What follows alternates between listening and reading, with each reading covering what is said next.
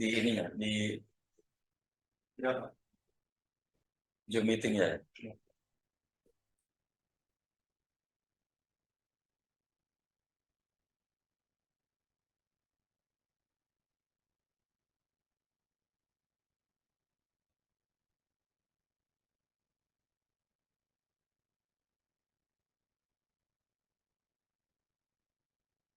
Baik, terima kasih. Kita mulai. Ini sudah pukul 13:05 ya. Bismillahirrahmanirrahim. Assalamualaikum warahmatullahi wabarakatuh. Selamat siang. Salam sejahtera untuk kita semua. Salam, Om Swastiastu, Namo Buddhaya. Salam kebajikan dan salam sehat untuk kita semua. Suara saya clear ya, terdengar ya? Ya, baik, terima kasih. Rekan mahasiswa, sebelum kita mulai, saya diberikan kesempatan untuk memberikan 4 kali pertemuan.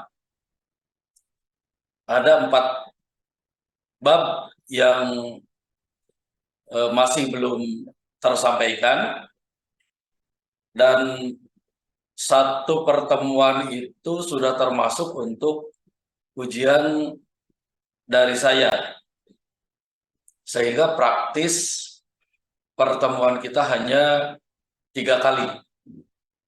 Jadi pertemuan yang keempat itu adalah ujian.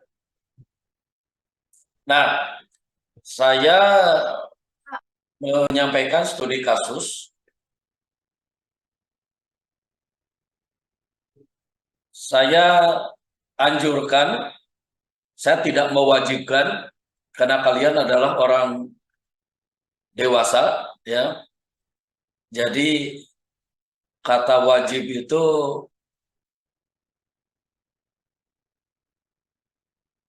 tidak berpengaruh, ya. Karena kalian tahu konsekuensinya. Jadi kalau dikerjakan, kalian akan bisa melatih kemampuan untuk analisis ekonomi teknik, dan pahalanya itu kalian akan mendapatkan nilai.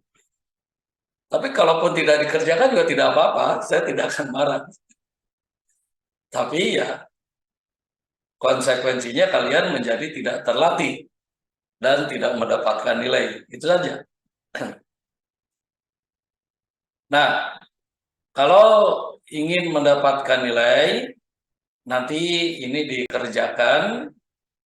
Pekan depan kita akan bahas secara singkat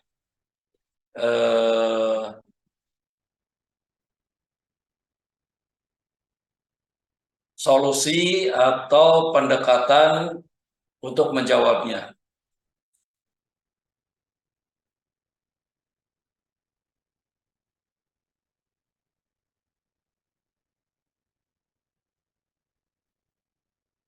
Jawabannya saya minta, kalau kalian ingin mendapatkan nilai, paling lambat hari Ahad atau hari Minggu pukul 23:59,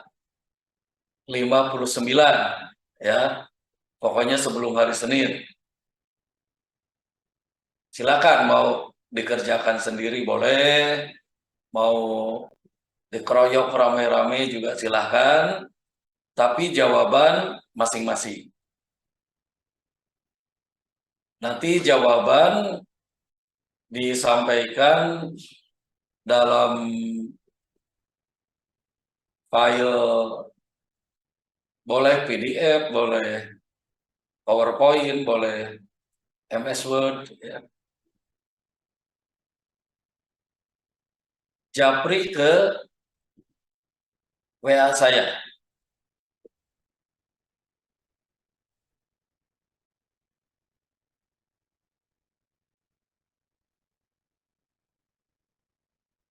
Oke, sebelum kita mulai, ada pertanyaan terkait studi kasus ini? Silakan. Misalkan, Pak, saya belum ngerti apa yang dimaksud anu, boleh. Tapi mestinya dengan 8 kali pertemuan kalian kemarin, yang saya tanyakan ini sudah terbahas semua.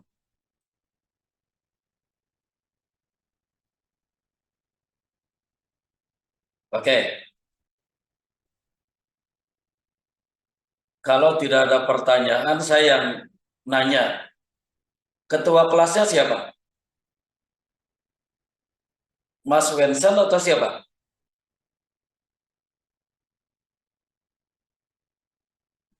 Kelas B Layo Efta, Pak.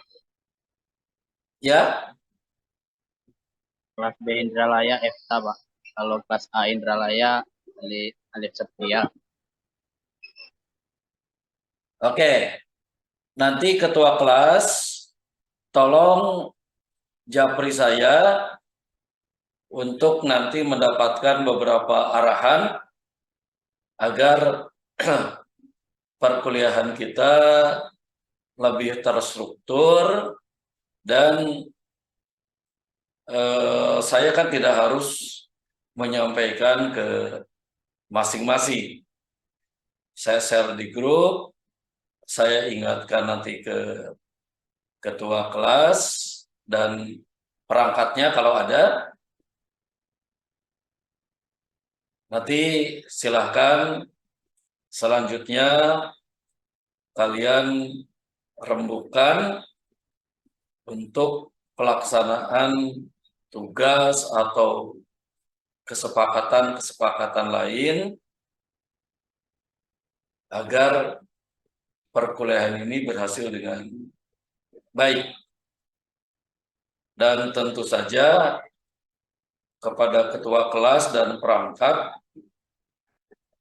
atau kalian yang aktif dalam diskusi, menjawab pertanyaan, bahkan termasuk menyampaikan pertanyaan juga akan menjadi plus point, nilai tambah untuk meningkatkan nilai kalian agar minimal bisa mendapatkan nilai A minus. Saya akan memberikan nilai minimal itu A minus. Kecuali kalau kalian inginnya B atau C, nah itu terserah. Tapi saya akan memberikan nilai itu minimal itu A minus. Baik, kita lanjut ke pembahasan yang pertama mengenai analisis depresiasi. Silakan di share screen.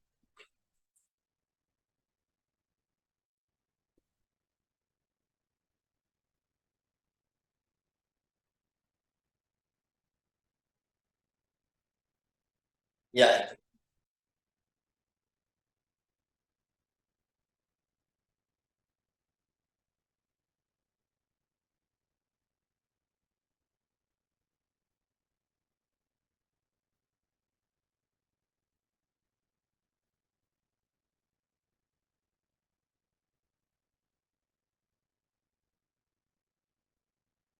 ya baik.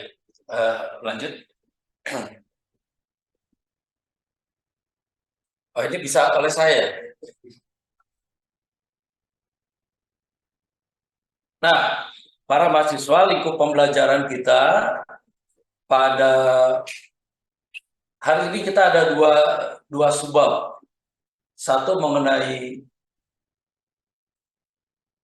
depresiasi aset, lalu yang kedua nanti berkaitan dengan pajak dan depresiasi. Bahannya sudah saya sampaikan kemarin, Jadi harapan saya kita akan bahas beberapa hal yang memang masih menjadi pertanyaan. Tapi kalau tidak ya saya akan lanjutkan saja karena ini bahannya juga cukup banyak ya. Nah, setelah kita mempelajari bab ini, kalian diharapkan dapat memahami dan mampu menjelaskan konsep depresiasi atau penyusunan aset yang di penyusutan aset yang diinvestasikan. Kalian juga diharapkan mampu memahami dan mampu menganalisis depresiasi aset dengan metode straight line depreciation, declining balance depreciation, double declining balance depreciation, sum of the years digit depreciation, dan unit of production depreciation. Pendekatan ini cukup banyak, tapi nanti kalian akan melihat bahwa ada analisis depresiasi yang sering digunakan dan ada yang jarang digunakan. Analisis depresiasi ini penting untuk menghitung penyusutan nilai aset seperti mesin, alat berat, dan gedung. Kita sangat memahami ini dalam kehidupan sehari-hari. Kalau kalian beli sepeda motor, misalnya harganya waktu beli itu 20 juta. Nah, tentu kalau kalian jual setelah 2 tahun dipakai, kan tidak mungkin harganya tetap 20 juta. Apalagi setelah 5 tahun. Apalagi setelah 10 tahun. Akan senantiasa menyusut.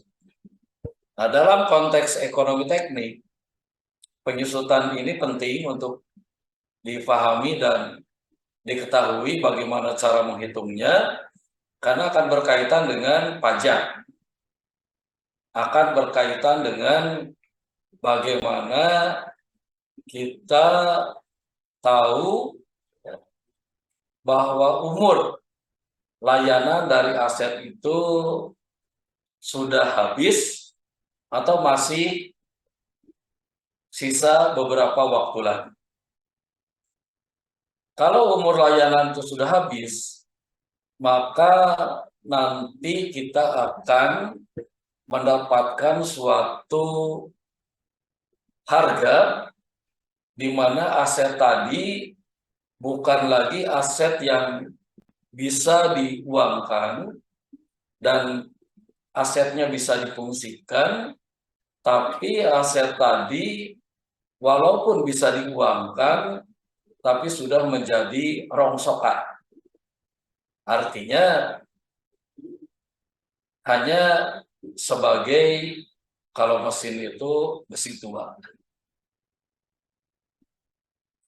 Kemudian kalian juga harus memahami bahwa berkurangnya nilai aset itu karena kapasitas alat atau standarnya sudah berubah, baik akibat pemakaian, apalagi kalau pemakaiannya itu berlebihan.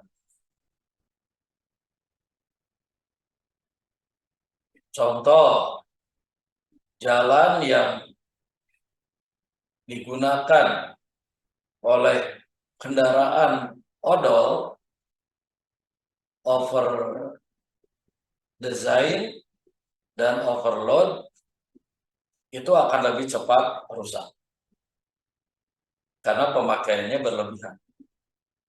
Suatu mesin yang didesain misalnya untuk pemakaian 10 jam dalam sehari, tapi kita geber 24 jam sehari, 7 hari seminggu, 30 hari sebulan, ya, tanpa berhenti. Maka nilai asetnya pasti akan lebih cepat berkurang. Dan seterusnya. Depresiasi aset juga dapat diperlambat jika mengikuti dan menggunakannya sesuai dengan prosedur baku serta dipelihara. Nah, terkadang kita mengetahui ada yang disebut dengan barang antik, ya, mobil, sepeda motor yang dibuat tahun 1920 misalnya, itu masih bisa difungsikan karena dia dipakai dengan mengikuti ketentuan, dipelihara, bahkan diperbaiki kalau terjadi kerusakan atau ada spare part yang sudah aus.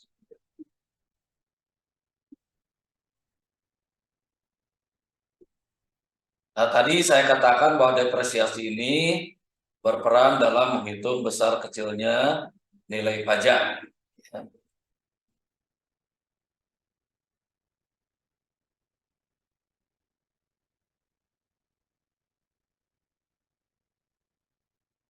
Ini kenapa nggak bisa?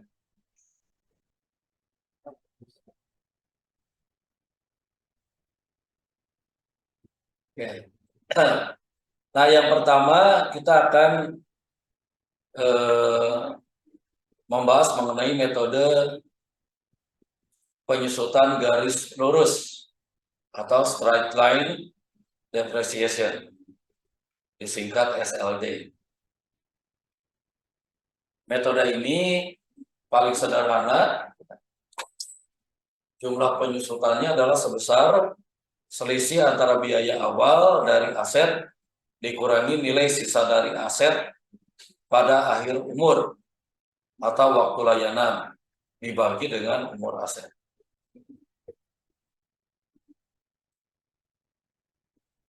Beberapa istilah yang digunakan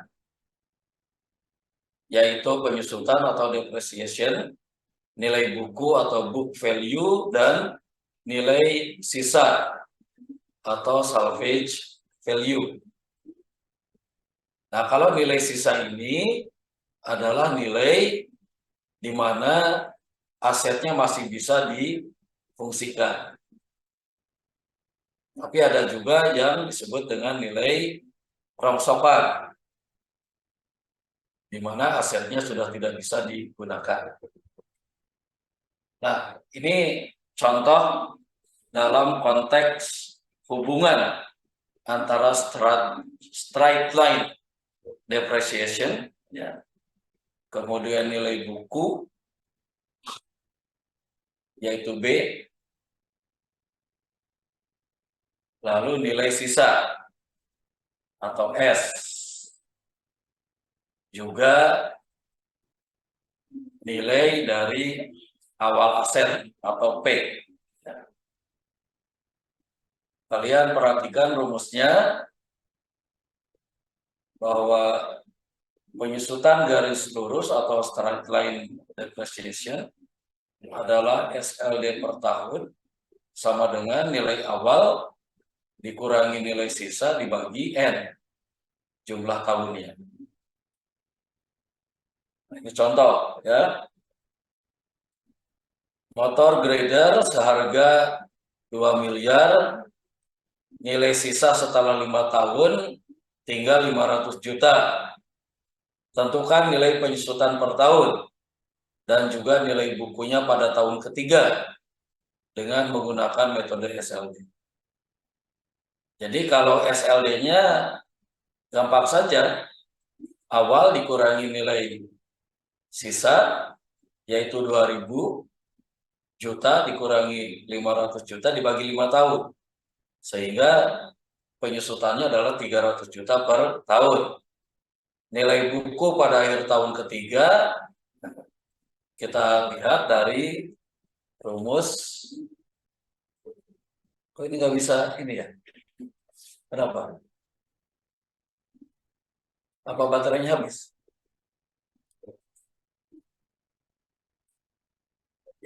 Enggak, saya mau balik ke belakang.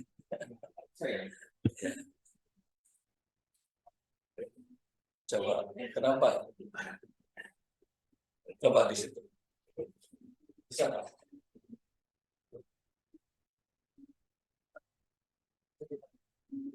Apa kurang kencang atau terlalu jauh di sini?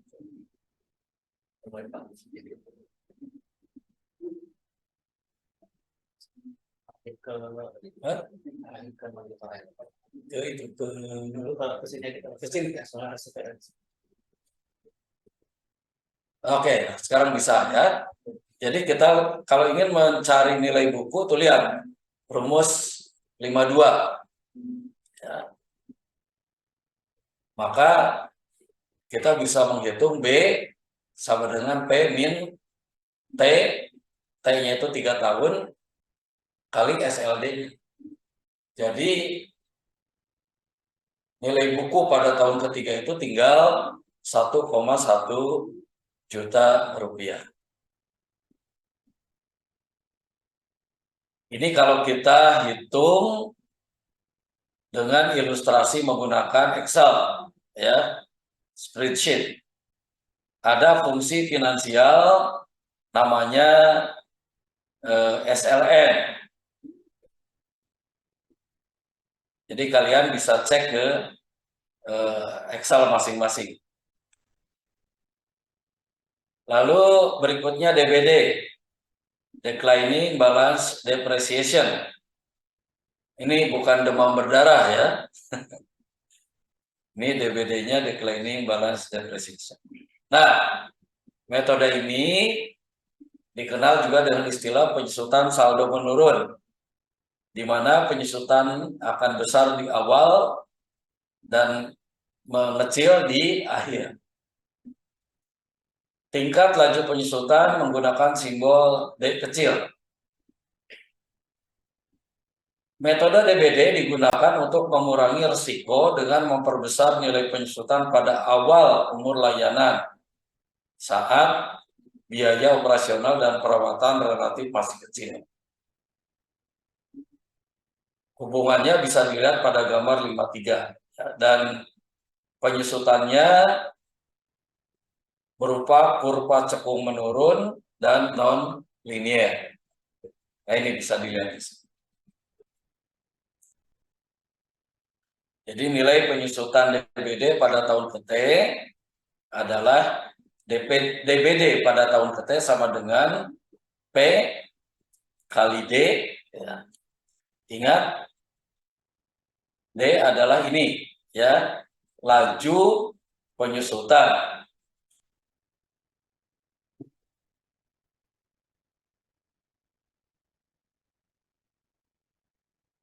Kali 1 minus D pangkat T min 1.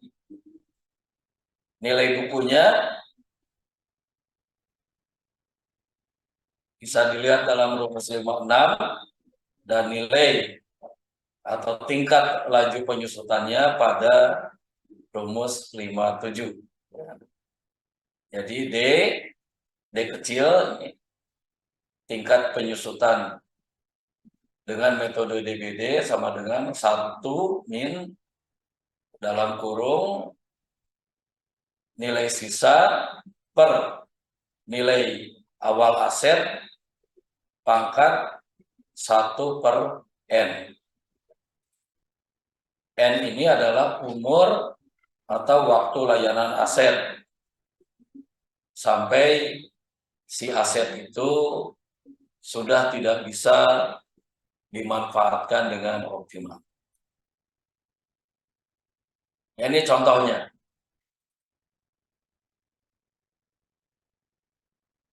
Datanya sama dengan contoh 51.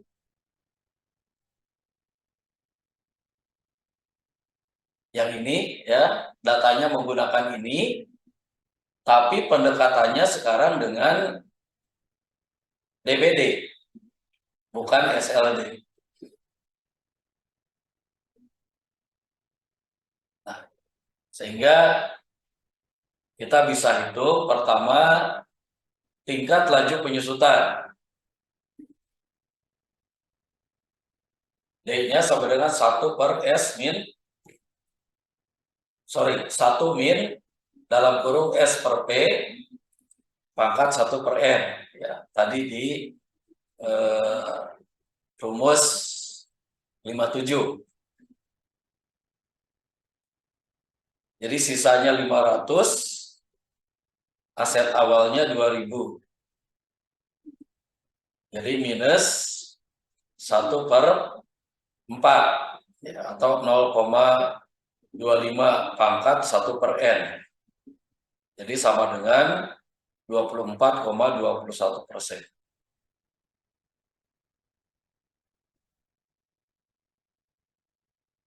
Nah, fungsi finansial dalam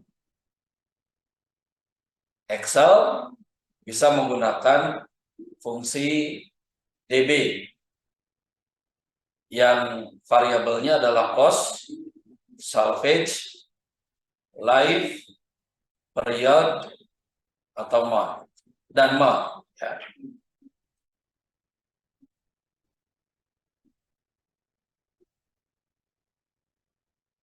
Nah, untuk month pilihannya dapat diabaikan. Jika tidak diisi, berarti nilainya 12 bulan. Nah, sehingga contoh data 51 menggunakan DBD itu bisa dilihat pada gambar 54.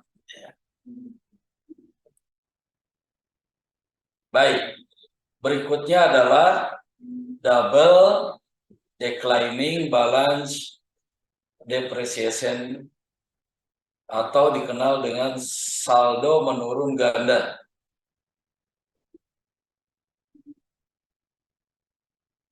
Metode DDBD ini digunakan untuk nilai sisa yang pada akhir umur layanannya itu nilainya 0. Tingkat laju penyusutannya bisa dilihat ini rumus 58 ya. D sama dengan X per N, di mana X adalah faktor laju penyusutan, dan karena double kita lazim menuliskannya 2 atau 200%. Walaupun bisa bervariasi dari 1,5 sampai 2. Tapi lazimnya saja ya 2. Nah, jika X sama dengan 2, maka nilai D adalah 2 kali nilai tingkat laju penyusutan pada SLD. Sehingga karena itu disebut sebagai double DBD. Double declining balance depreciation. Nah, bagaimana kalau pada akhir tahun layanan masih ada nilai sisa? Menurut catatan, sebaiknya jangan menggunakan DDBD. Gunakan saja DBD atau SLD.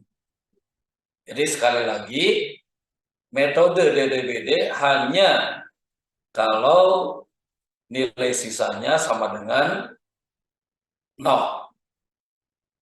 Ya. Nah, ini contoh 53. Data yang digunakan kembali merujuk pada contoh 51. Tapi sekarang nilai sisanya sama dengan 0. Kalau tadi nilai sisanya sama dengan berapa? 500. Ya, sekarang kita buat nilai 0. Berdasarkan data tersebut, tentukan nilai DDBD untuk setiap periode waktu. Lalu tentukan nilai buku pada tahun ketiga.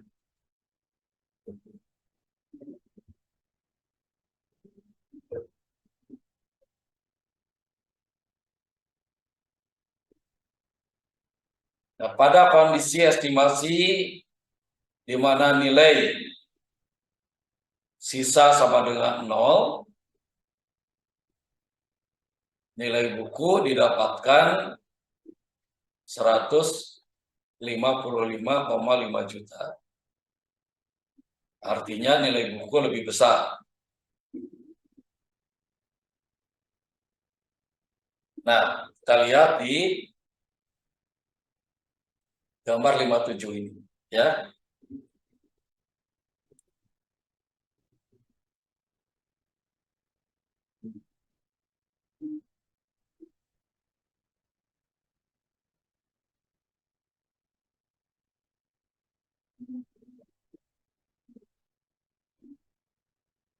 Jadi kembali ke sini, pendekatan penyelesaian adalah menggabungkan metode SLD, straight line depreciation, dan DDBD. Di mana pada saat perubahan nilai DDBD sama dengan 288, yang kurang dari SLD yaitu sama dengan 400, nilai buku yang dipakai berdasarkan hasil perhitungan ini menggunakan metode SLD, kita koreksi. Dan itu bisa dilihat pada gambar 59.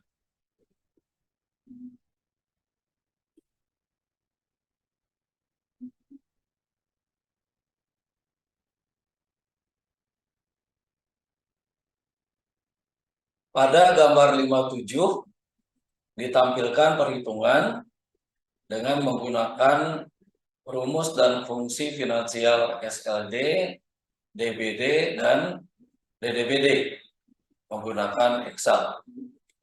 Ini yang 57.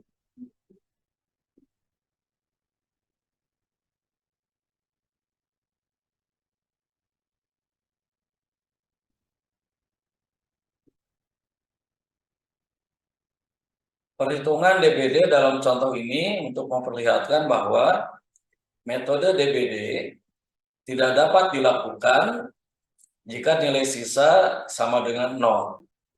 Jadi kembali, kalau fungsi DDBD yang ini ya justru harus 0. Tapi untuk DBD justru tidak boleh 0.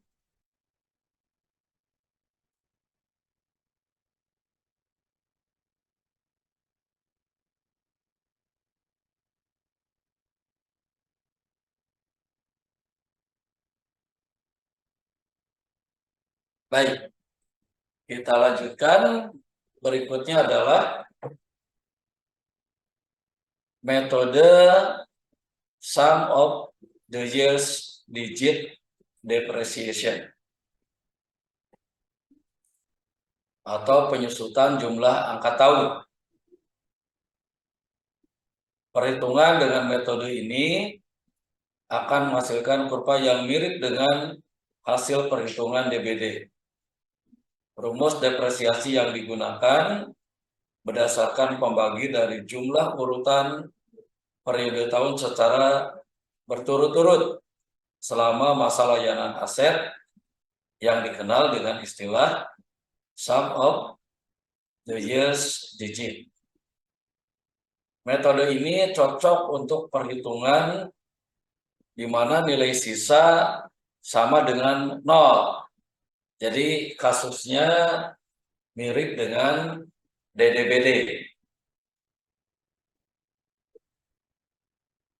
Jadi kalau kita punya mesin atau alat berat, ya, atau mobil misalnya, kalau diprediksi pada akhir umur layanan itu nilainya sama dengan 0, maka pendekatan DDBD dan SOYD ini lebih cocok. Metode ini digunakan untuk asumsi laju penyusutan yang lebih besar di awal umur layanan aset untuk mengurangi risiko saat biaya OP yang pada saat akhir periode umur itu pastinya akan besar.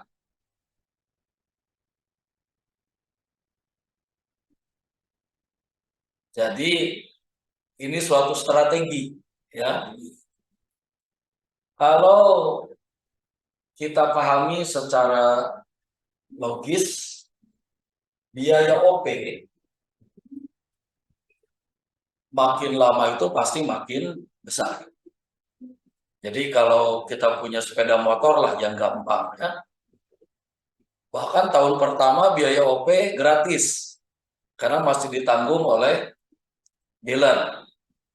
Tapi oke, kasusnya bukan karena ditanggung oleh dealer, tapi karena faktanya pada tahun pertama sepeda motor kita kan masih sangat bagus, sehingga tidak memerlukan biaya pemeliharaan yang besar. Tapi setelah 10 tahun, remnya sudah habis, koplingnya sudah habis, rantainya sudah mulai oblak, dan lain sebagainya. Nah, artinya apa? Dari tahun ke tahun, biaya operasional itu makin lama makin besar. Dengan metode DBD dan SOYD, asetnya disusutkan lebih besar di awal untuk mengimbangi biaya OP yang masih kecil. Sementara makin lama biaya OP makin besar, tapi penyusutannya yang makin lama makin kecil. Sehingga dengan demikian relatif bahwa perusahaan akan menanggung biaya kombinasi antara OP dengan penyusutan itu tidak terlalu signifikan perbedaannya. Tapi kalau pakai SLD, di mana biaya penyusutan itu sama sepanjang tahun layanan, maka ketika tahun-tahun awal biaya OP masih kecil, biaya yang dikeluarkan untuk OP dan penyusutan itu kecil. Tapi pada saat tahun terakhir, walaupun biaya penyusutan sama, OP-nya kan gede. Akibatnya perusahaan menanggung biaya di akhir umur layanan itu menjadi lebih besar. Kebayang ya bagaimana kita menggunakan pendekatan-pendekatan depresiasi ini dalam kaitannya dengan menyiasati cash flow, termasuk nanti akan sangat terkait dengan pajak.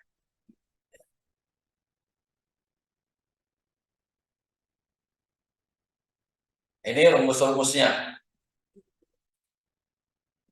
Nah, ini contoh kembali merujuk ke kasusnya 51. Tapi pendekatannya dengan SOYD. Ya.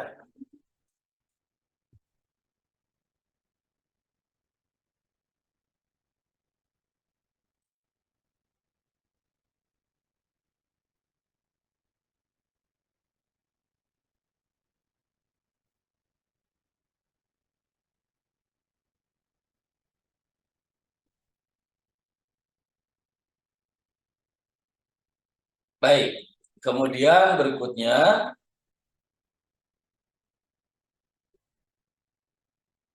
metode unit of production depreciation atau UPD. Metode ini dipakai untuk peralatan yang menghasilkan layanan atau produksi berdasarkan kebutuhan per unit produksi. Contoh untuk truk, eskavator, mesin pompa air, dan seterusnya. Yang tidak tergantung pada fungsi waktu, tetapi lebih tergantung kepada unit produksi. Misalnya, perencanaan angkutan pasir untuk 1 unit truk tahun pertama adalah 90 meter kubik. Pada tahun kedua, 150 meter kubik. Pada tahun ketiga, 240 meter kubik.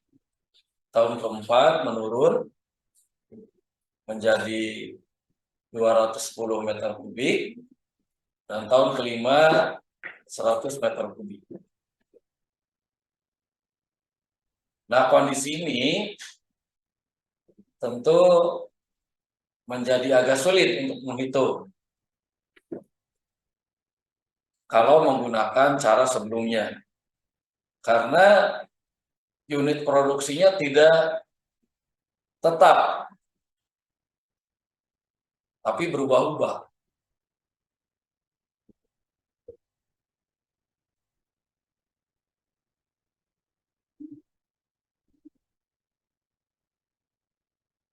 Beda dengan misalnya kalau mesin itu ada di pabrik. Katakanlah misalnya grinder tadi, ya, yang setiap tahunnya katakanlah akan melayani 100 ton batu setiap tahun. Dan itu selama umur layanan ya 100 terus. Tidak berubah seperti truk ini. Nah, pendekatannya adalah menggunakan rumus 5-13.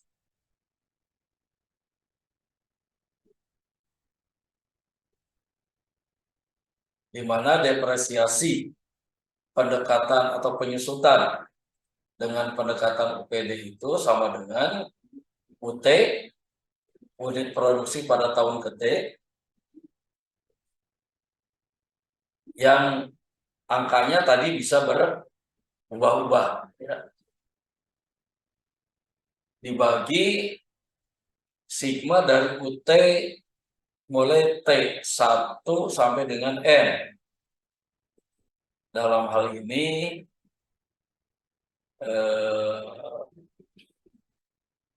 dari tahun pertama sampai tahun ke-5.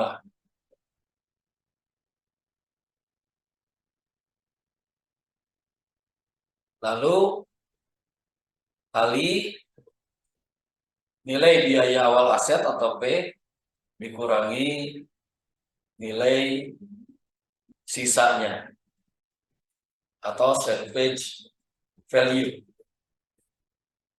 Saya lupa tadi untuk menyampaikan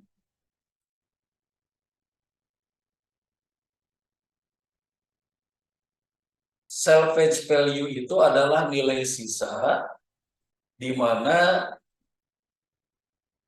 mesin yang kita gunakan itu berakhir umur layanannya, tapi dia masih bisa berfungsi. Walaupun fungsinya sudah tidak standar. Itu salvage value, ya. Lalu saya tadi menyebut beberapa kali rongsokan. Rongsokan itu masih bisa dijual, tapi mesinnya sudah tidak berfungsi. Nah, ini yang disebut dengan istilah dalam ekonomi teknik namanya scrap value.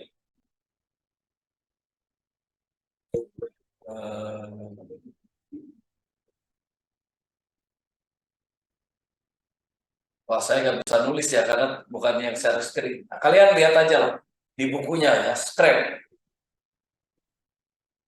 September Charlie Alpha Romeo sorry, September Charlie Romeo Alpha Fanta Tango. Scrap value itu artinya barang rongsokan.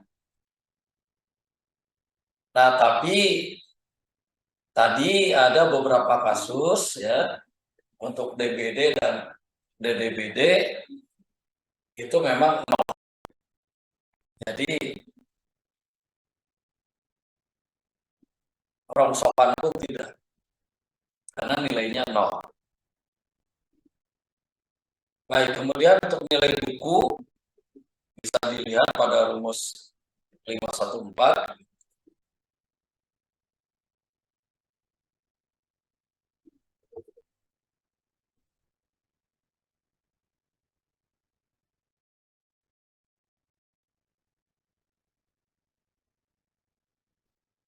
Ini kenapa nggak bisa lagi?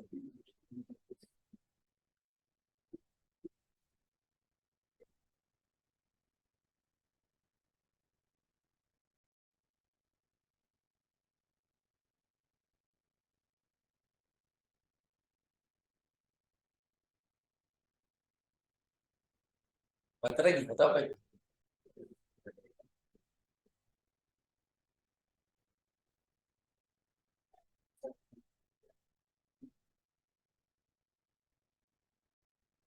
Ya, oke ya.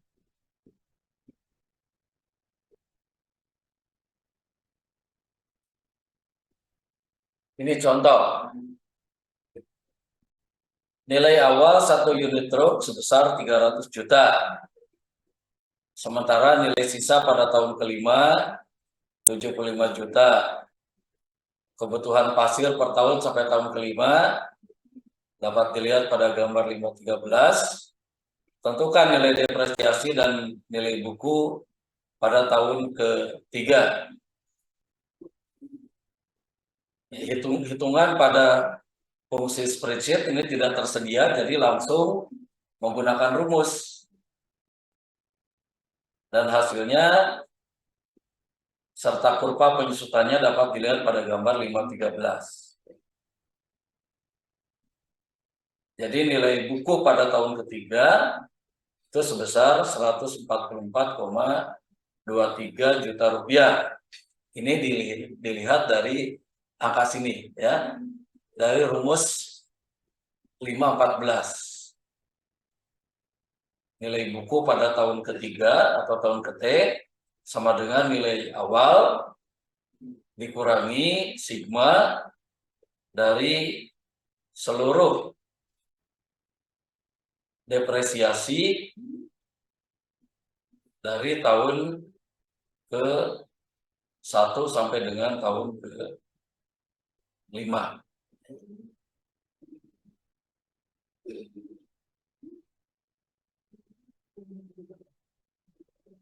DUPD-nya dengan melihat rumus 513 itu ya.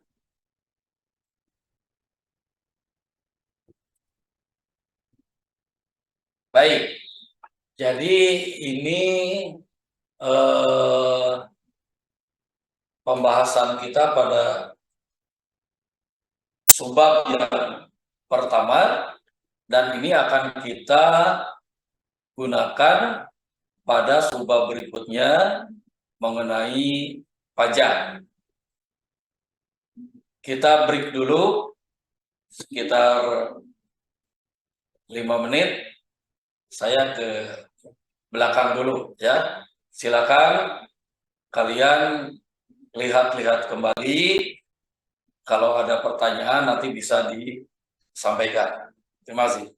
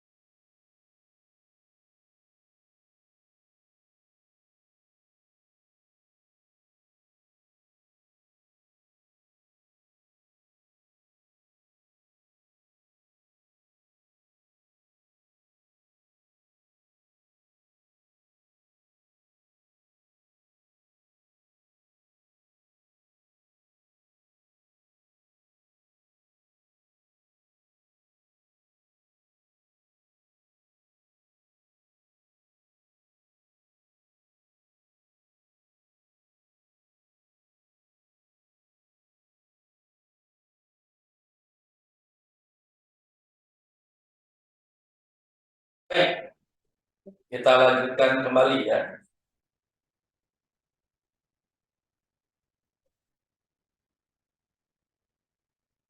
Ya, kalau tidak ada pertanyaan, kita masuk ke pajak dan depresiasi.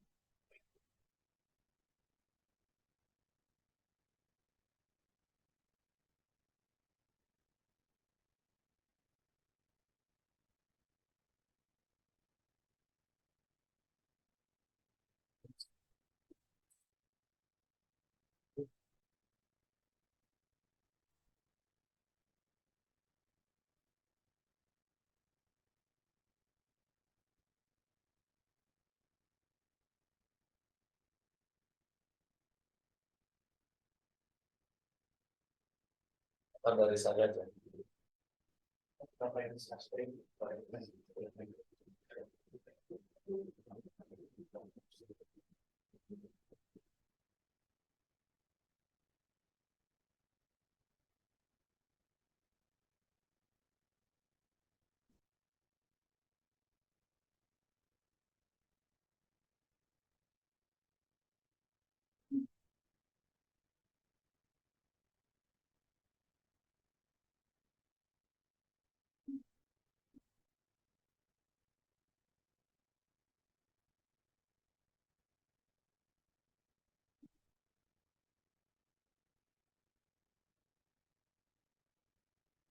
Oke, eh, kita mulai kembali.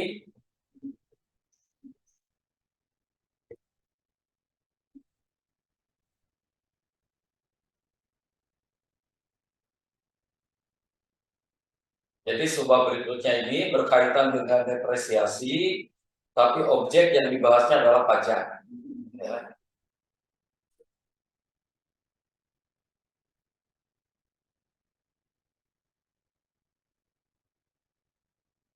Nah, lingkup pembelajarannya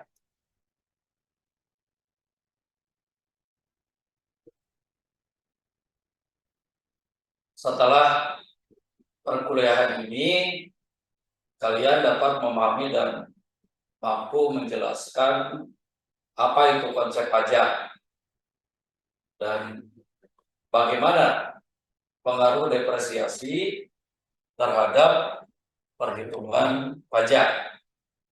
Kemudian menghitung suatu cash flow yang lengkap dengan pengaruh depresiasi dan pajak.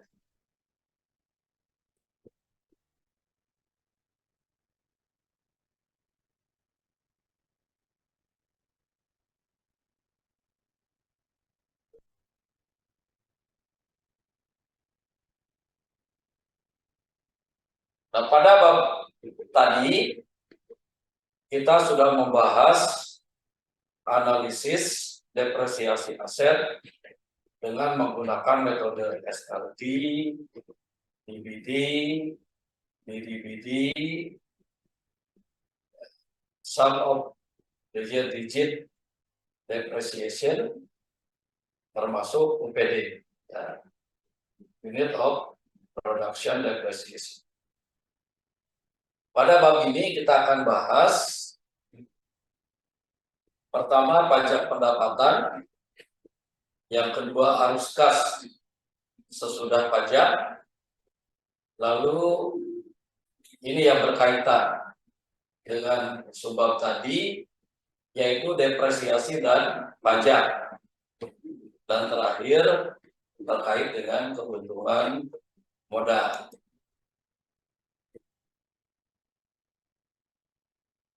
Nah, para mahasiswa yang saya banggakan,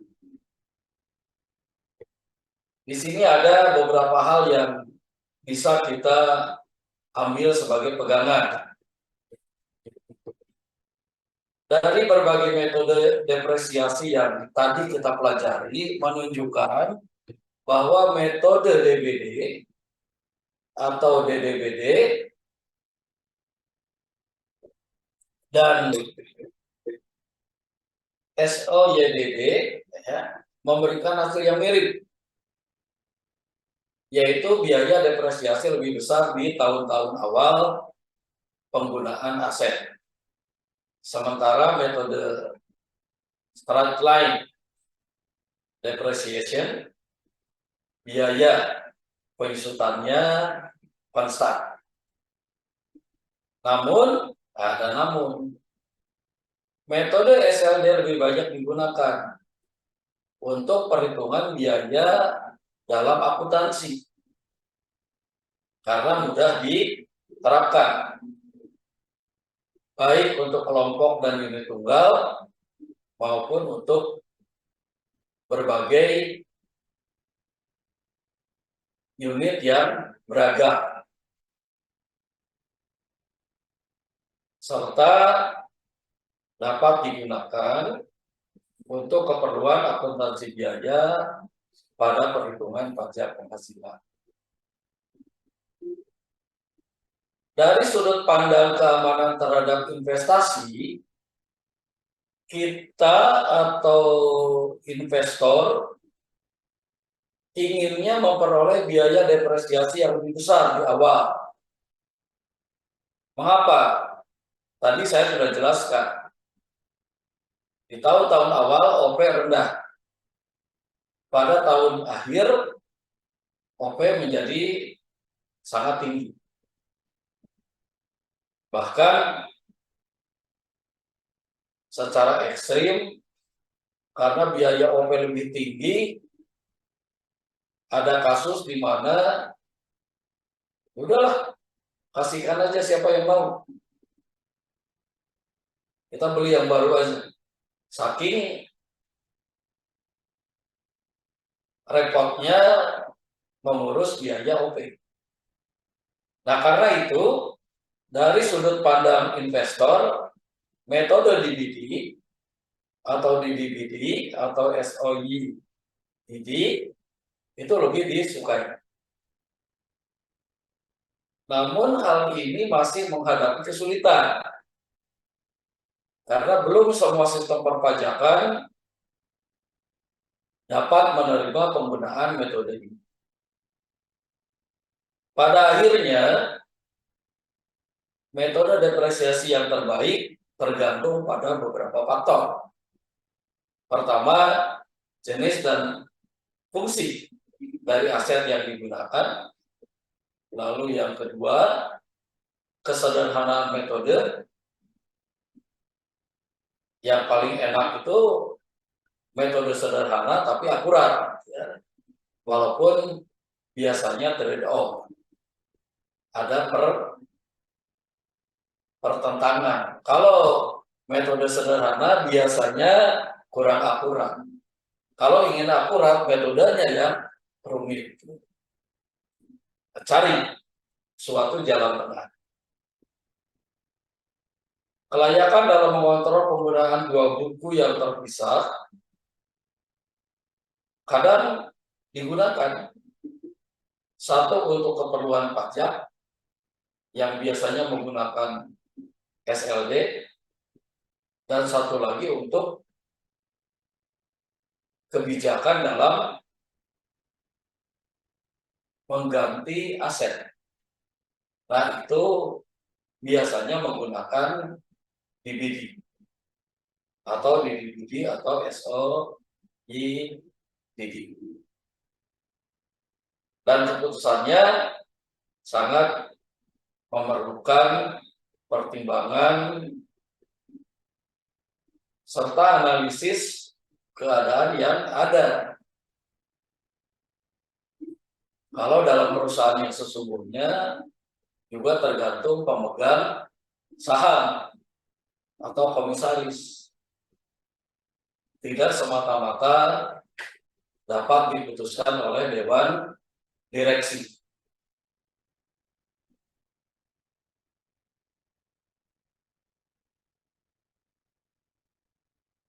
Baik. Berikutnya terkait dengan pajak pendapatan.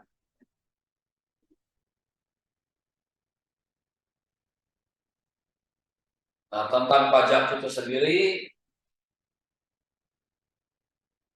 Di sini dijelaskan pajak adalah sejumlah dana yang dipungut oleh pemerintah untuk membiayai pembangunan negara. Ada pajak pendapatan, baik pada pendapatan usaha maupun perorangan. Lalu ada pajak kekayaan, yaitu pajak yang dibayarkan oleh perusahaan ataupun perorangan karena dia memiliki aset, tanah, bangunan, mesin, barang inventaris, dan seterusnya. Lalu ada pajak penjualan, yaitu pajak yang dibayarkan berdasarkan adanya pembelian barang atau pelayanan yang tidak ada kaitannya dengan pendapatan bersih ataupun keuntungan perusahaan. Nah, dalam kesempatan ini, karena kita bicara ekonomi teknik, bukan bicara tentang hukum perpajakan, jadi yang akan kita bahas secara lebih mendalam berkaitan dengan pajak pendapatan.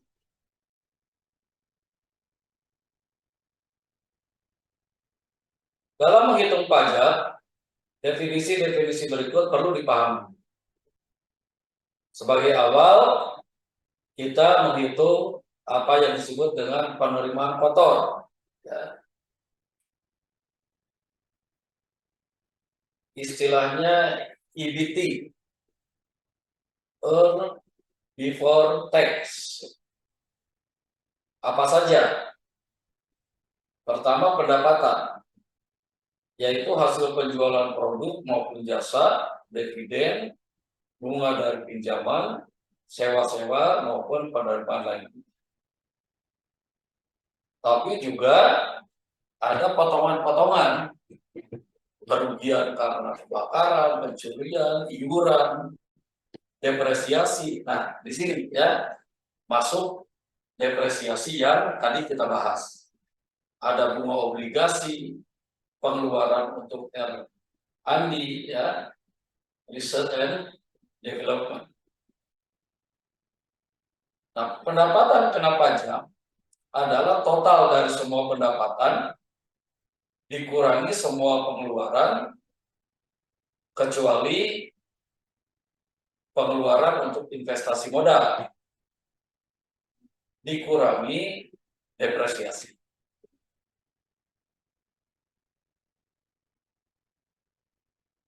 Sementara yang disebut dengan pajak pendapatan adalah pendapatan kena pajak, itu yang di atas 91 kali tarif pajak.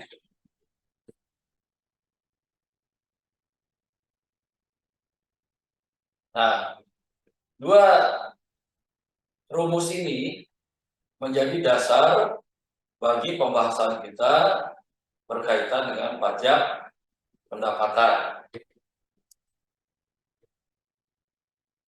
Untuk perhitungan pendapatan sebelum dan sesudah pajak dapat ditulis sebagai berikut. Pendapatan sebelum pajak, ya, tadi yang di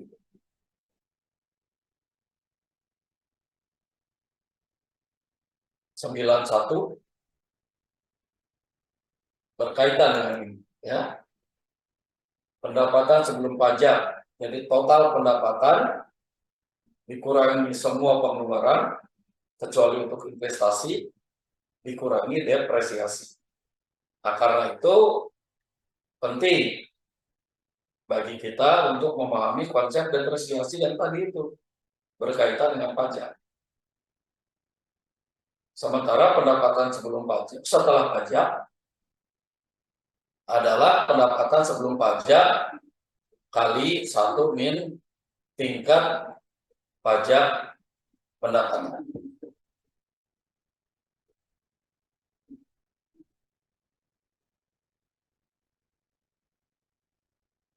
Nah, para mahasiswa yang saya cintai. Perhatikan, di Amerika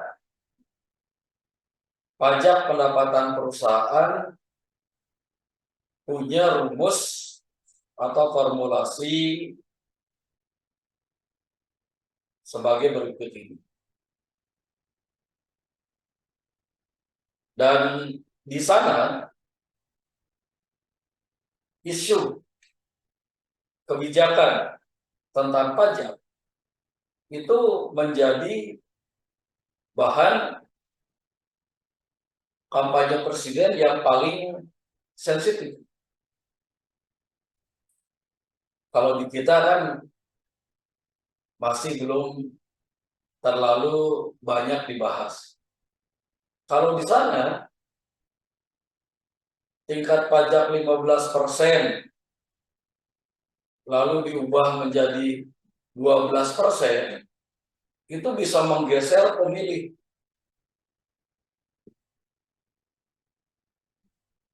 Apalagi kalau misalnya ada capres yang menaikkan pajak. Wah, itu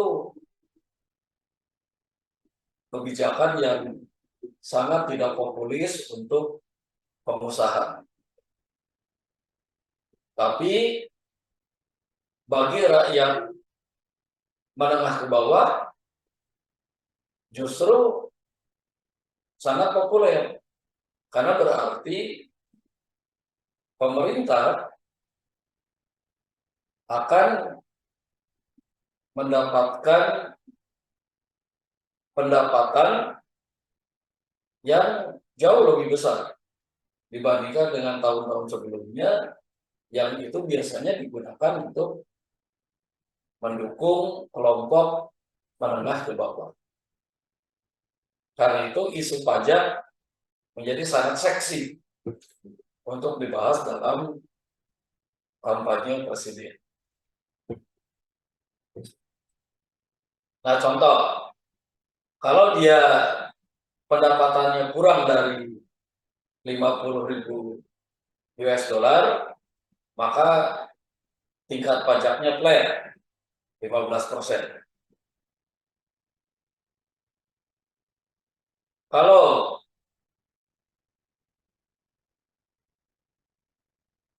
dia punya penghasilan atau pendapatan lebih dari 50.000 sampai 75.000, tingkat pajaknya kurang lebih, ya, di sini disebutkan 25%.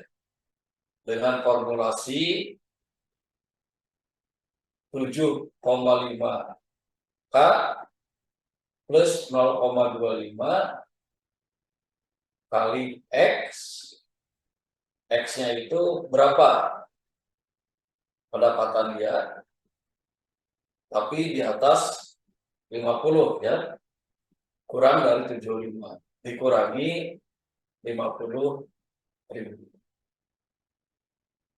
Dan kalau pendapatannya di atas 75.000 kurang dari 100.000, maka rumusnya itu. Dan kalau dia pendapatannya perusahaan, ya, lebih dari 18,3 miliar US dollar, maka tingkat pajaknya kurang lebih 35%. Sama seperti kalau pendapatannya 10 sampai 15 miliar.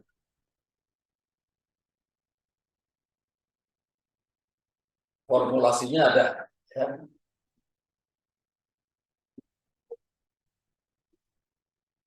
Nah, ini contoh. Perusahaan dengan pendapatan kena pajak sebesar 80.000 US dollar harus membayar pajak sebesar, ya,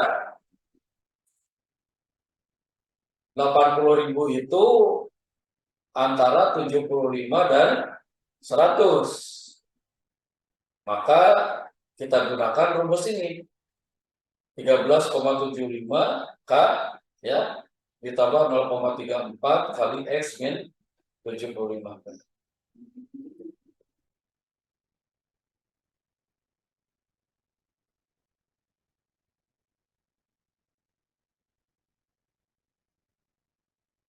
Ya.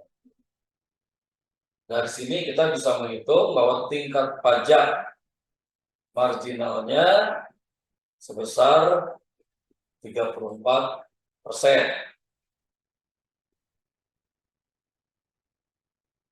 Dan tingkat pajak rata-ratanya sebesar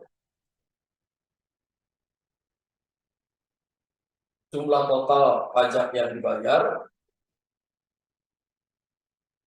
15,45 ribu ya dibagi 80.000 kali 100% sebesar 19,31%. Contoh kedua, kalau 400.000, dia berada pada kisaran 335.000 sampai 10 miliar. Rumusnya ini ya 113,9 K kali 0 ditambah 0,34 kali X, X-nya adalah 400 min 35 min 330.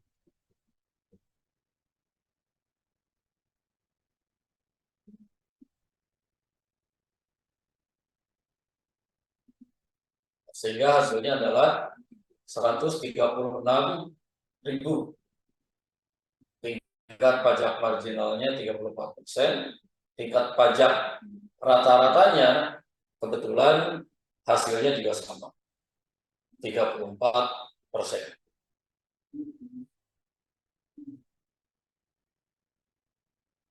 Nah, contoh yang berikutnya, ini ada kasus di mana pendapatan kotor tahun pertama 200, tahun kedua, tahun ketiga juga sama.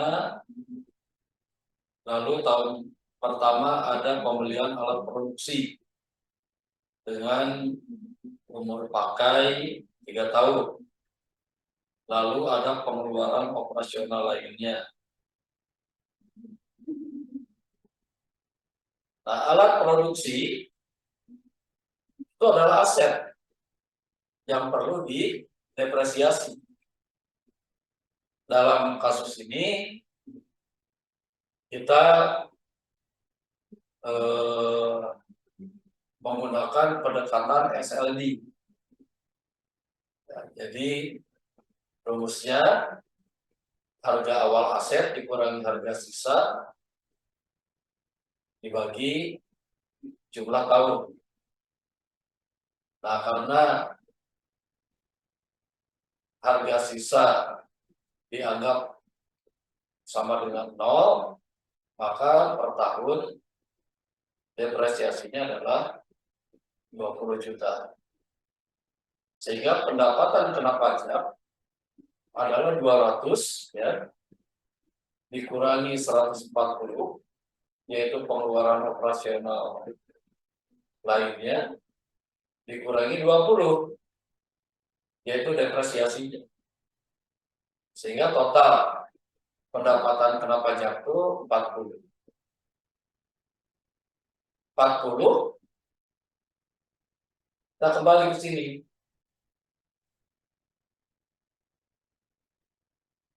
Kalau 40 itu sebetulnya tingkat pajaknya 15%. Sebentar.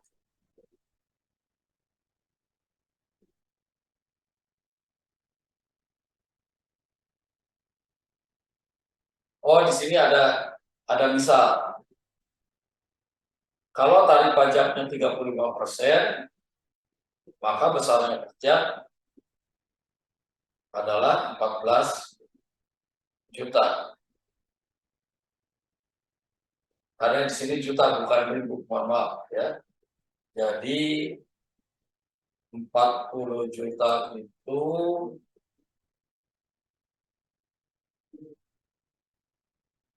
di atas 18,33 juta ya. Jadi memang 35%. Tadi saya keliru, saya pikir 40.000. Ini 40 juta. Jadi memang 35%. Nah ini sudah mengkombinasikan pajak dengan depresiasi.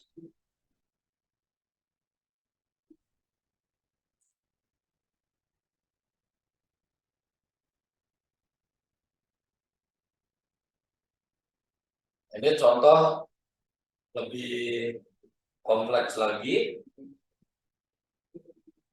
Sebuah perusahaan selama tahun pajak memiliki pendapatan kotor 5,27 juta. Pengeluaran 2,9275 juta. Pengurangan penyusutan 1,8743 juta. Berapa penghasilan yang terkena pajak dan pajak penghasilannya? Penghasilan kena pajak adalah penghasilan kotor dikurangi pengeluaran dikurangi depresiasi. Jadi 5,27 itu dikurangi pengeluaran yaitu 2,9275 juta dikurangi depresiasi 1,8743 juta. Sehingga penghasilan kena pajaknya adalah 468.000. Nah ini ribu ini. Kalau ribu maka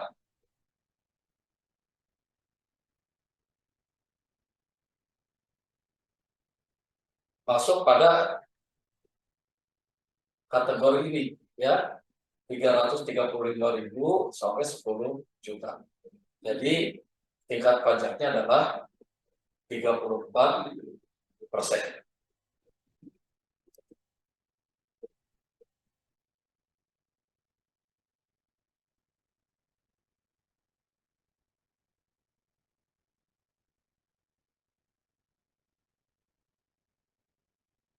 Jadi pajak pendapatannya adalah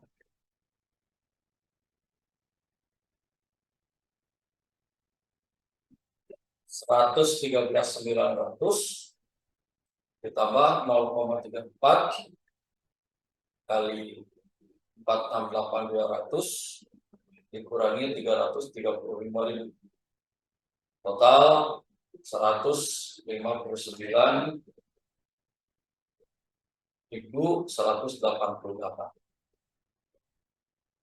Dan tingkat pajak rata-ratanya setelah dihitung ternyata sama juga 34%.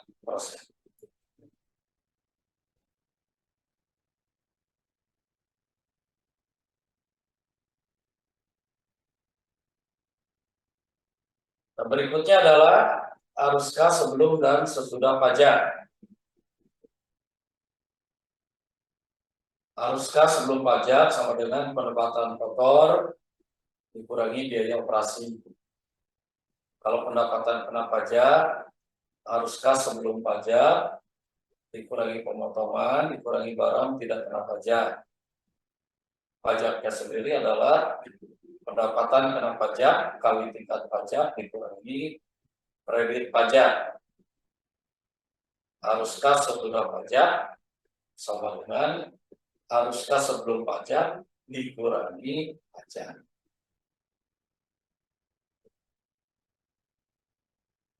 Biaya operasi apa saja? Tenaga kerja, material, BBM, sewa, biaya bunga, asuransi. Pemotongan adalah pajak negara, pajak properti, depresiasi itu termasuk. Sementara barang-barang yang tidak kena pajak adalah jumlah pinjaman dan nilai buku dari properti yang dijual. Itu tidak kena pajak. Ini beberapa rumusan terkait dengan pajak pendapatan negara yang dikurangkan dari pendapatan kena pajak daerah.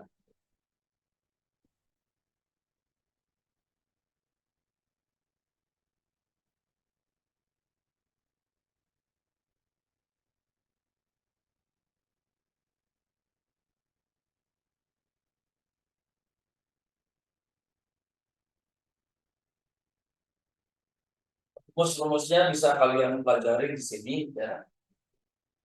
Di mana S adalah tingkat pajak pendapatan marginal negara, state, dari kata state. Sementara F adalah tingkat pajak pendapatan marginal daerah.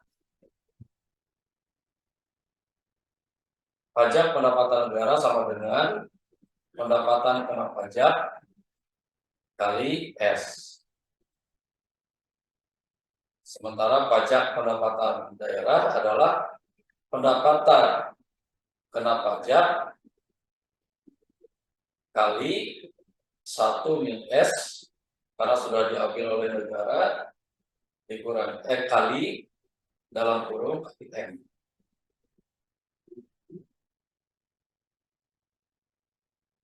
Jadi cash flow after tax itu adalah cash flow before tax dikurangi taxable income atau pendapatan kena pajak ya, kali S dikurangi taxable income dalam kurung kali dalam kurung 1 min S kali M. Dengan manipulasi matematis kita bisa dapatkan bahwa GFAT atau cash flow after tax sama dengan cash flow before tax dikurangi taxable income kali dalam kurung F plus S min FS. Nah, F plus S min FS ini disebut sebagai tingkat pajak efektif. Jadi ini rumus baru ya, yang dapat kita gunakan dalam kasus-kasus tertentu.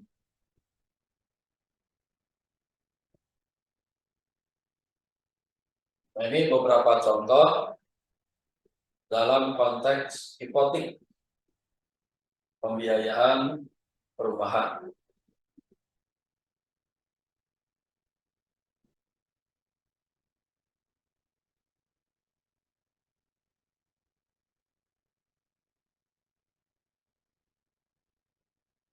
Kasusnya, jika Anda membeli sebuah rumah seharga 200.000 US dollar dengan uang muka sebesar 20.000, Anda harus mengambil hipotek kredit perumahan sebesar sisa dari uang muka, yaitu 180.000. Seorang bankir menawarkan hipotek dengan bunga 12,5% per tahun dan dibayarkan tahunan selama 30 tahun. Tingkat pajak efektif adalah 35%. Berapakah tingkat bunga yang dipengaruhi pajak untuk 2 tahun pertama? Jadi yang ditanyakan adalah tingkat bunga yang dipengaruhi pajak untuk 2 tahun pertama. Pembayaran tahunannya seragam. Nah, ini menggunakan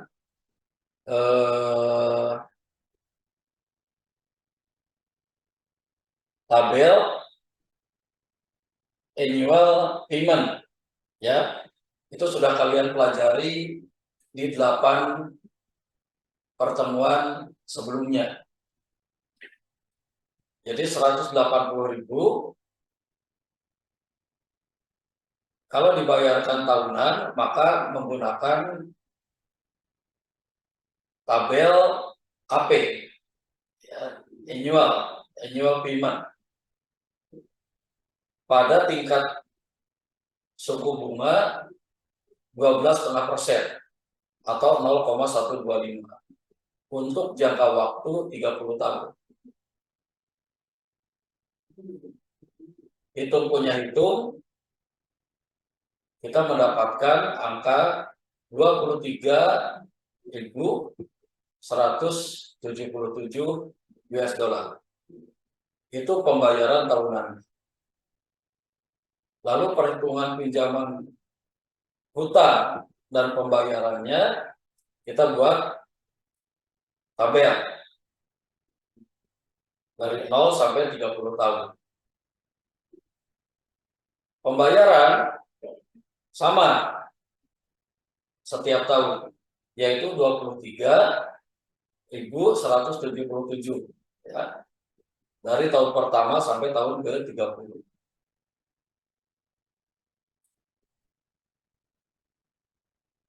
Biaya bunga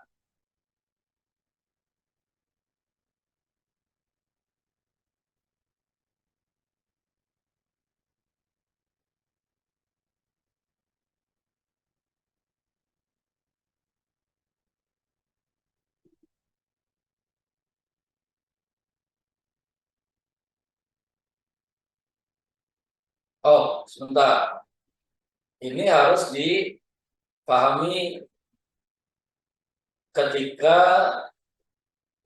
menyusun tabel ini. Akan sangat mudah kalau kalian pakai Excel. Jadi 180.000, ya,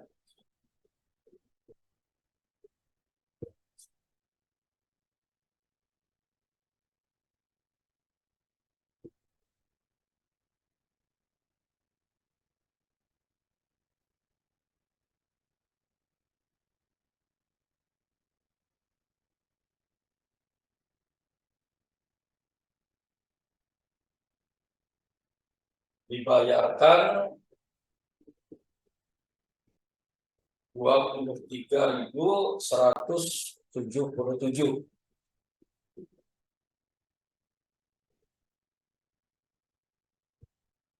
Biaya bunganya 12,5% sebesar 22.500. Jadi kalian hitung, ya, 180 kali 12,5%. Itu diperoleh biaya bunga 22.500. Sehingga utang sebelum pembayaran adalah 180.000 ditambah bunga 22.500 menjadi 202.500. Lalu dibayar 23.177. Sehingga setelah dibayar itu sisa hutang adalah 179.323. Nah, dari sisa hutang ini kemudian kali lagi 12,5%. Dapatlah biaya bunga 22.415.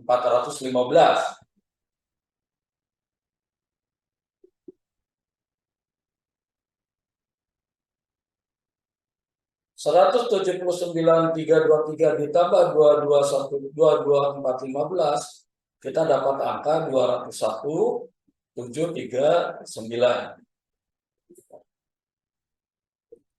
Lalu dikurangi 23177 akhirnya mendapatkan angka 178.562 kali 12,5% dapat 22.320 dan seterusnya. Sehingga di akhir tahun ke-30 biaya bunga tinggal 2.575, lalu hutang setelah pembayaran berarti berapa ya? 20.000 sekian ya. Sehingga kalau dijumlahkan 23.177 dibayar 23.177 sehingga pada tahun 30 lunas. Nah, pertanyaannya berapa tingkat bunga yang dipengaruhi pajak untuk 2 tahun pertama? Nah, ini ya dipertanyakan ya.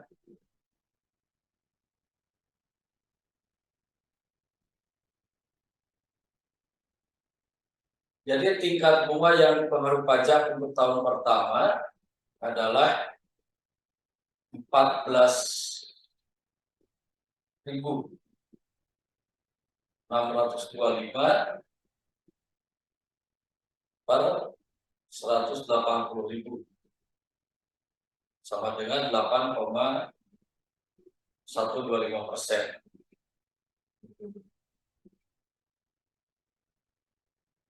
Nah, tapi kita lihat dulu di atasnya. Utang pokok yang dibayarkan adalah pembayaran tahunan itu 23.177 dikurangi bunganya. Jadi sebetulnya pada tahun pertama kita tuh membayar pokok hanya 677. Sementara bunganya 22.500.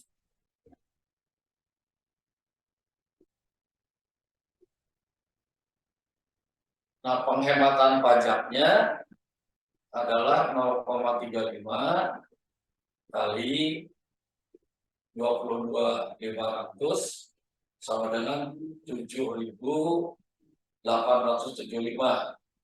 Nah, ini digunakan sebagai pengurangan atau potongan. Sehingga bunga bersihnya adalah 22.500 dikurangi 7.875 sama dengan 14.625.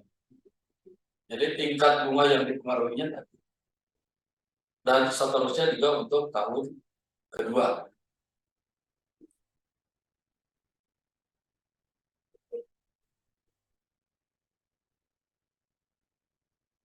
Baik, berikutnya ini contoh lain untuk depresiasi dan pajak.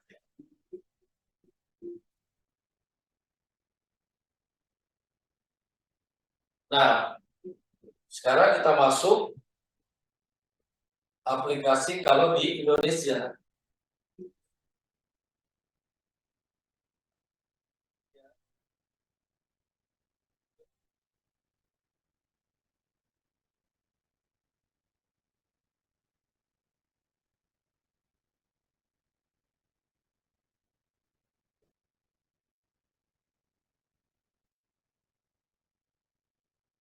Umur pakai aset yang mengalami depresiasi juga harus disesuaikan dengan ketentuan umur yang ditetapkan oleh Ditjen Pajak juga. Dan metode yang digunakan adalah SLD.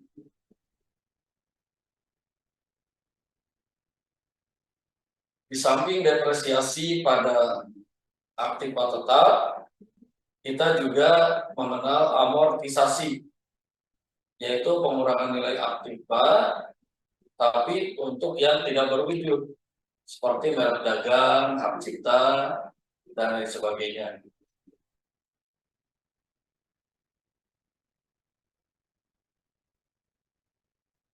ada beberapa hal yang akan mengurangi dari pajak yang harus dibayarkan. Pertama, adanya donasi. Jadi kalau kita mengeluarkan sumbangan, termasuk kalau dalam Islam ada zakat atau infak atau sodako, itu bisa mengurangi pajak. Termasuk untuk entertain dan benefit dari pihak yang lain. Nah, prosedurnya seperti ini, mengisi SPT tahunan pajak penghasilan,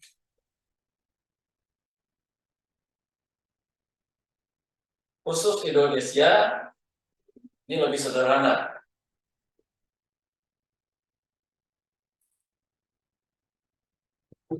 Kurang dari 50 juta tarifnya 10%. Lebih dari 50 sampai 100, 15%. Kalau lebih dari 100 juta, 30%. Sederhana. Ya. Kalau yang tadi di Amerika rumit. Karena itu, seperti tadi saya katakan, bisa menjadi isu dalam pemilihan presiden. Kalau di Amerika. Baik, rekan sekalian, itu yang dapat saya sampaikan. Untuk berikutnya,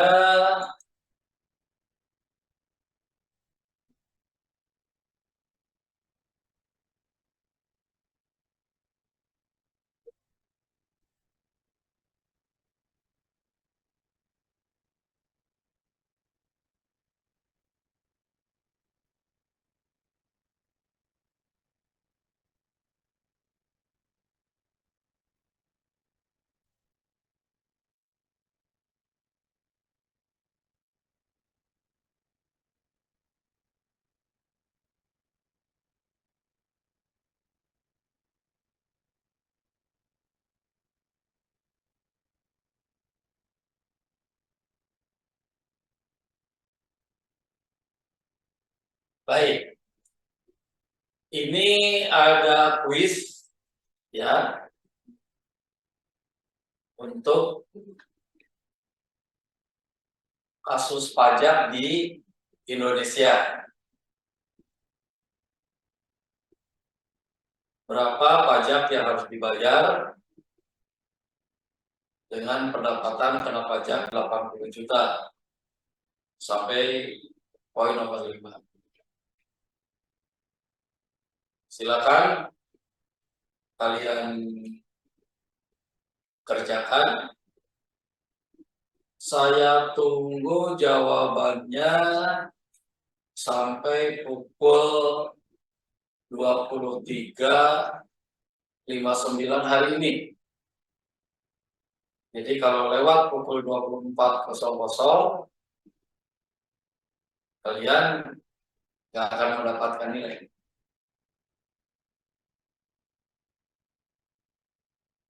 Kirim melalui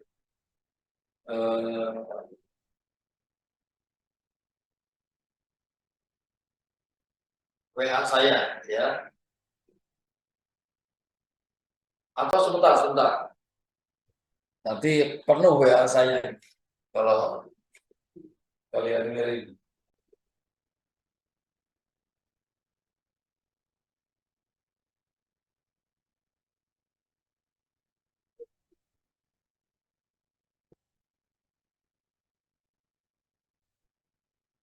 Pakai nomor yang lain saja ya.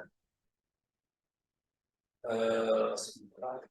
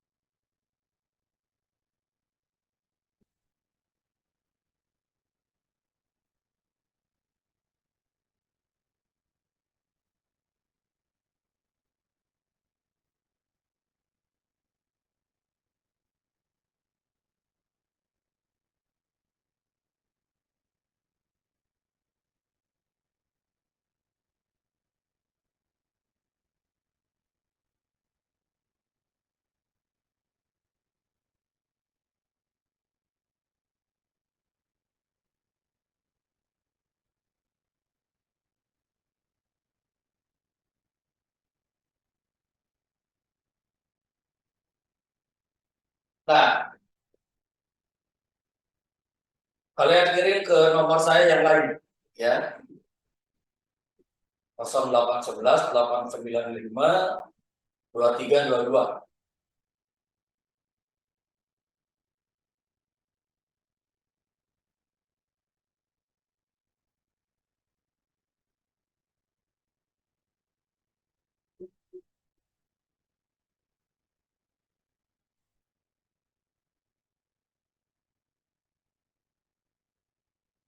Baik, kalau tidak ada pertanyaan lagi, saya akhiri pertemuan kita.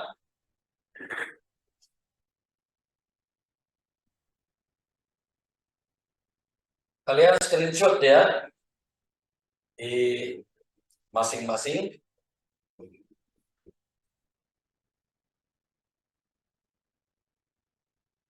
Tapi nanti saya sampaikan juga di grup supaya tidak hilang.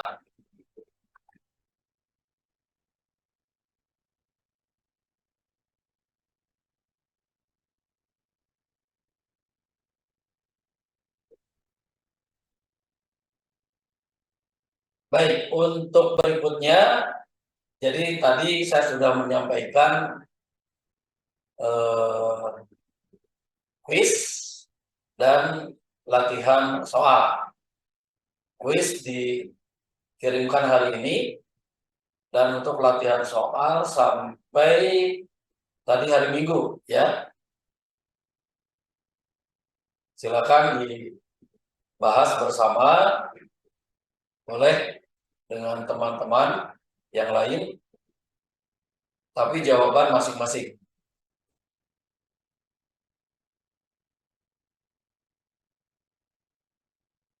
Sebelum saya tutup, ada pertanyaan?